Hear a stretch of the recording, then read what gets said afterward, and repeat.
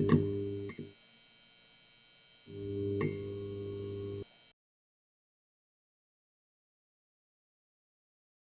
guys, Stockaholics, thank you guys for being here today. One of the reasons I have this YouTube channel is to hopefully become a better investor. If that's one of the goals that you have, this video I think is for you. When I reflect on the stock market or my performance, I think about ways that I have an edge on the market or edge on other opponents. I think the reason I think about this in this context is because I have a long poker background where I've played the game for a short period to make a living. But anyway, I wanted to share two things that I've seen recently that makes me believe that I have an edge on the market, and some things that if you do, you probably also have an edge. Or if these are things that you don't do, there are probably some things you might want to look at to improve your overall results. These are some very simple concepts, but based on what I'm going to show you, you'd actually be surprised. And I'm sure that some people listening to this probably don't do some of these things. The first is thinking critically. And the second is actually doing due diligence. What that means is actually researching the ins and outs of a company.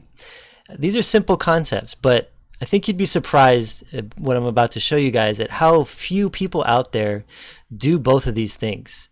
And in some cases, there's actually evidence to suggest that even high-level hedge funds and other analysts in the investment business, they don't do these very simple things.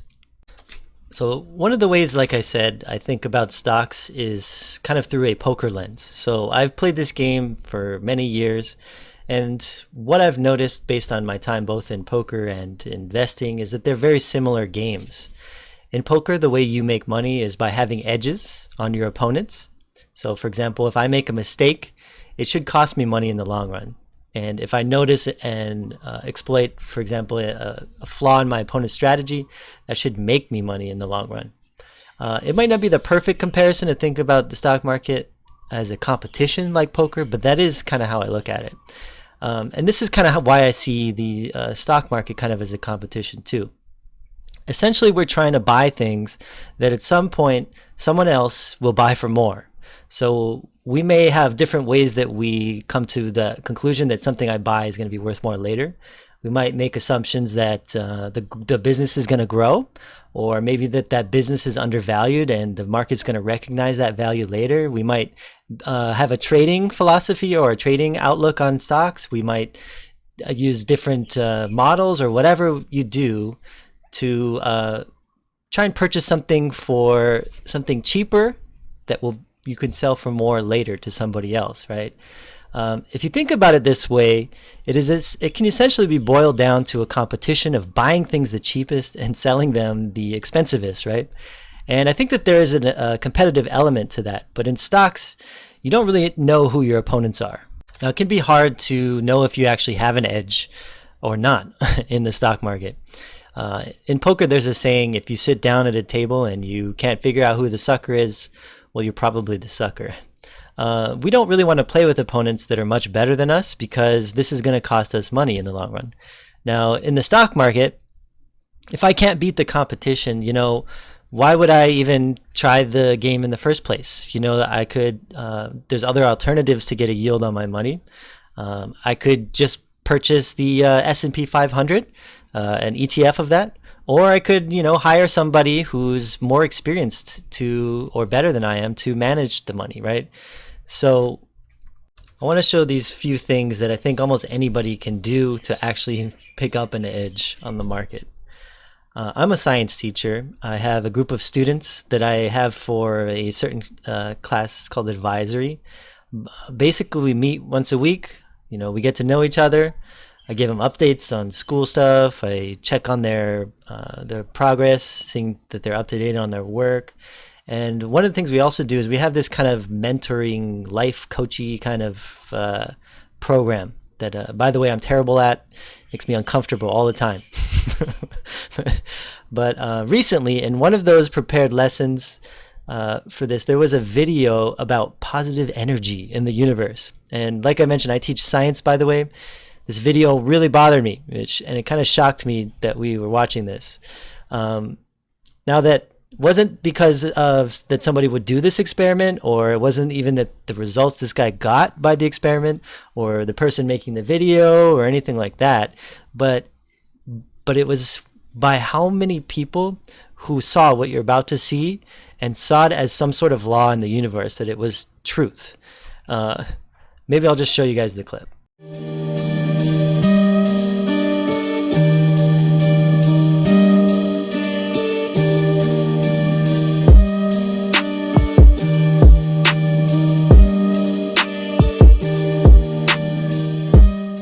In this experiment, I want to see if our thoughts can affect the world around us.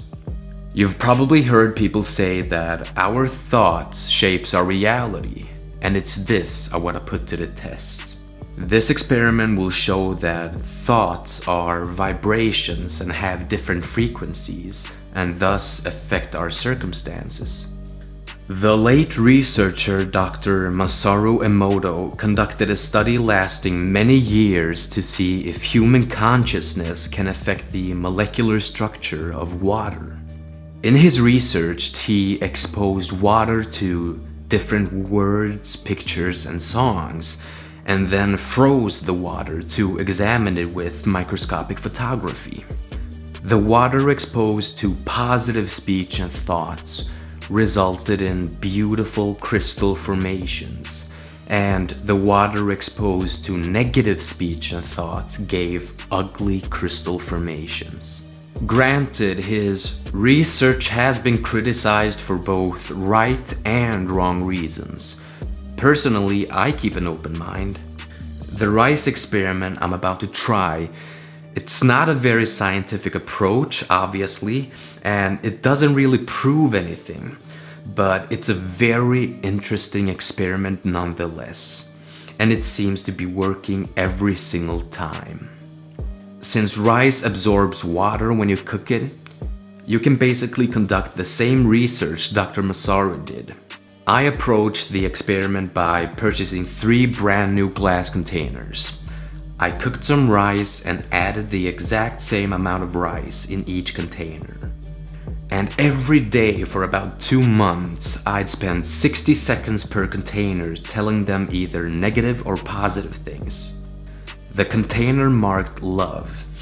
I'd say nice things such as, "You're awesome" and "I love you." And to the container marked hate, I'd say horrible things such as, "You don't deserve to live" and "You make me sick" and "Go and kill yourself." And the container marked ignore, I do just that. It's been about 9 weeks now, and it's finally over. And I'm happy to tell you that it's a success. Alright? And this is what happened. Alright, so the container marked with love it's in quite good shape. It's a little yellow, but I'd probably eat it. Alright. And the container marked hate it's in bad shape. Alright, this is quite disgusting. There's no way I would even touch this. The container marked ignore it's in better shape than the container marked hate, but it's still quite disgusting. It's actually quite surprising because I thought that the container marked ignore would be in the worst shape of all. But for some reason, it's not. You know, I've seen people doing this experiment and the container marked ignore would always, in most cases, be the one in the worst shape. This experiment, it just proves to me that our thoughts is not just an interior force, but also an exterior force. All right, so if you look at the comments and the like to dislike ratio on this video, there are people who genuinely believe this to be a consistent and true result. If you do this experiment every time, you're going to get a similar result. One part I would like to say, though, is that I like to see how this guy keeps an open mind and he's willing to test things that might seem unbelievable. I respect that part, especially when I'm coming from a contrarian perspective. But about his viewers, it seems that many, they take this video that they just watched, they do absolutely no critical thinking, and they assume what they are watching is true. The video has overwhelmingly a high like to dislike ratio. I guess that's fair, if you liked it. I hope that this like ratio isn't a reflection of belief in this concept, but the comments would disagree. Which, anyway. But a lot of the top rated comments, if you read through this video, confirm how the results they got when doing the experiment are what they got too, or they make more assumptions based on what they showed them, and they try and draw parallels between other things like cancer and some other kind of illogical conclusions. He even mentions in this video that what he's doing is not even science. But if you look at what people are doing when they watch this video, it's pretty obvious that they still see it as a scientific process. There's some. I know I'm triggered. Do you really think mold cares about your thoughts? Do you even know how mold grows or is spread? Do you know how to design a truly scientific study to actually test if this was true? Do you know about statistics? Do you know repeatability? Do you know bias? Why are we associating the mold with hate? Mold is just another organism. What if I love mold? Why are we choosing sides with the rice? I remember reading a comment. There was a sous chef. He was watching this video and no offense, but he said that he talks to all his food now as he prepares it because he believes in this nonsense. It's lunacy, man. Okay, so now why am I talking about this? The same, I believe, is true for a lot of financial related channels on YouTube, myself included.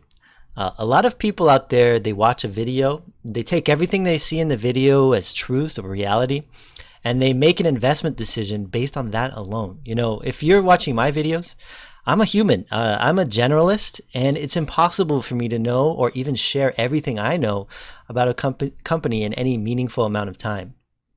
Now, the good news is that all of these people who don't do due diligence, who don't do critical thinking, these people are your opponents. If we're thinking about it from that kind of a perspective, again, with that poker mindset in the stock market, right? They're bringing money to the proverbial table. These people, they panic buy, they panic sell, and they do whatever the winds and prevailing sentiment at the time tells them to do. All right, to really show you guys how this kind of relates to investing, I wanted to show you guys a clip. This is an interview clip from a channel called Yet Another Value Podcast. I'll put a link to this video in the comments below. I would highly recommend you guys check out this channel. He's an excellent host. He does all kinds of interviews every week, every few days. He gets someone who's like a bull for a company, and he talks about the investment case. He pushes back. He plays devil's advocate. It's a great channel. I'm subscribed. I would recommend you guys do too. But in this clip, the host is interviewing a guy named Stephen Clapham. He's an industry veteran in investing, and he's going to share something that's kind of shocking about what he believes is the one thing that a lot of people don't do that could improve their investing game. You can distill things down to one thing. I mean, I think, when you get to looking at a stock, you can usually distill a stock down to 3 issues that will make or break it and that are the reason for investing. But you need to cover all the ground, right? I mean, you can't.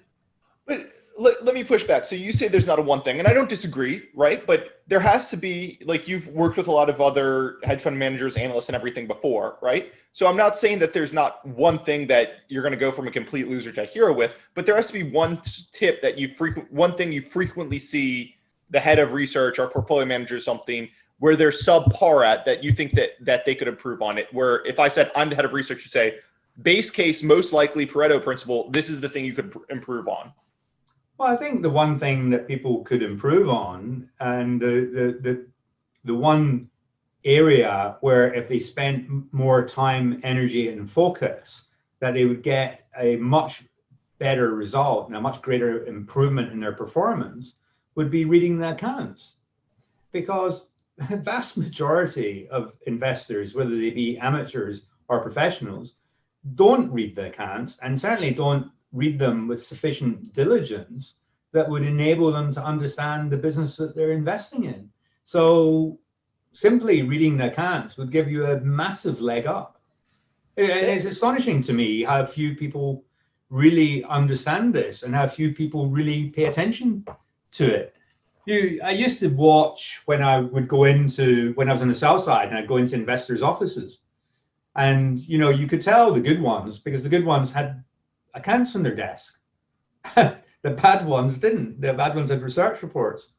And if you wanted one thing, one area to spend more time, more focus on, it'd be reading the accounts. Well, I do spend most of my day reading accounts. That's good to hear. And it was your book. And just to prove that I read it, your book had the quote that within 24 hours of a 10K getting filed, the SEC says the 10K has only been open. I think it was 9 times or was it 28 times? But yeah, that's the study by, I think it's William Loughran from the University of Notre Dame. And he and a colleague did a study of filings, and they found that the average annual report, the 10K, was downloaded from Edgar 28.7, I think, times on the day of results and the following day. And that's just like a staggering statistic. I mean, I'm not sure if it covers all the bases. I mean, I had various discussions, various arguments with different people about this, because some people think that the accounts aren't downloaded from Edgar. I studied the top 10 companies in America and the S&P 500. And of course, all the tech companies store the 10K on their own server. So of course, they wouldn't be downloaded from Edgar. But it was actually, I think it was Kyle Bass told me that when you download the accounts from Bloomberg, Bloomberg's got an API to the SEC server. So that would count in the 28 times. I said, okay, there's 300,000 Bloombergs in the world, so maybe there's a lot of accounts being downloaded from Bloomberg. He said, no, that goes straight to the server. No, I was wondering that because I get mine like on BAM SEC or something. So I was wondering if BAM SEC, if SEC would download that account from there. Honestly, I don't know the technicalities of it. But interesting. So there's 2 other pieces of evidence around this point that I didn't put in the book. One is there was an interview with the CFO of GE in 2015 in the Wall Street Journal, and he said that in 2013, the 2013 accounts for GE were downloaded 870 times, and the 2014 accounts for GE were downloaded 3,400 times from their website. Now, GE is a huge company and it's got literally millions of shareholders. It is inconceivable that those people, none of them are downloading the accounts. I tell you what, those 2013 and 2014 accounts, 2 of the 3,400 were me, because no, you're laughing. I downloaded it at least twice because I couldn't make head or tail of the GE accounts. They were incredibly complicated, incredibly difficult to understand, and completely fabricated, actually. So I think that's one piece of evidence that says people don't read the accounts. The other piece of evidence is a study done by PwC, the accounting firm, ironically, because they're responsible for auditing accounts. But they surveyed, I think it was between 450 and 500 analysts. And these were equity analysts, credit analysts, buy side, sell side, even analysts at rating agencies. And there was 65% of those analysts that were surveyed said that they used the 10K of the accounts. So 1/3 of analysts admitted that they didn't open accounts. Now, if 1/3 admit that, the actual incidence is probably closer to 50%, which is just extraordinary to me. It's kind of crazy when you hear about some of the numbers in that video, yeah? Tons of people, they don't even read company filings, the 10Ks, financials, even people you would assume that would be doing these things, right? Like, it's crazy. when we're investing in a business. It's not a ticker. It's not buying speculative currency. It's a piece of a business. You should be comfortable with the company's financials. You should know their business strategy. You should know about competition. You should know as many things as you can about that company there is to know before making an investment decision. And this requires energy and critical thinking. And it's pretty obvious that that's not the case a lot of the time, right? If you do all of these, and if you can't do all of these things, we probably shouldn't be investing in it, right? On the flip side of that, it goes the other way too. So sometimes we do all of these things and we can't. I still can't figure out a business. So I'll show you guys something about me recently. One company I've been reading about lately is a company called Voxter Analytics. So I follow some smart people, and they are very ecstatic about this company. And I've watched some of their videos, some interviews with the CEO. I've looked at their financials. I've watched other all kinds of analysis about this company, and honestly, I just don't get it. So for me, I can't consider owning the company because I don't understand the business. I might make me not as smart as other people, but at least I realize somewhere where I don't have an edge, right? If I cannot find an edge, I don't understand this business, I cannot own it. Now, I asked a neighbor. He works as a realtor, so this is kind of like they're involved in the realty kind of business.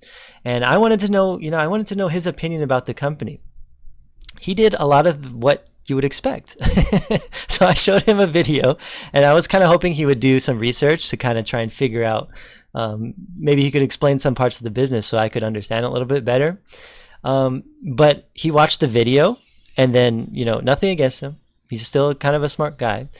He made a conclusion within minutes that he was going to buy the company and that I should buy it too.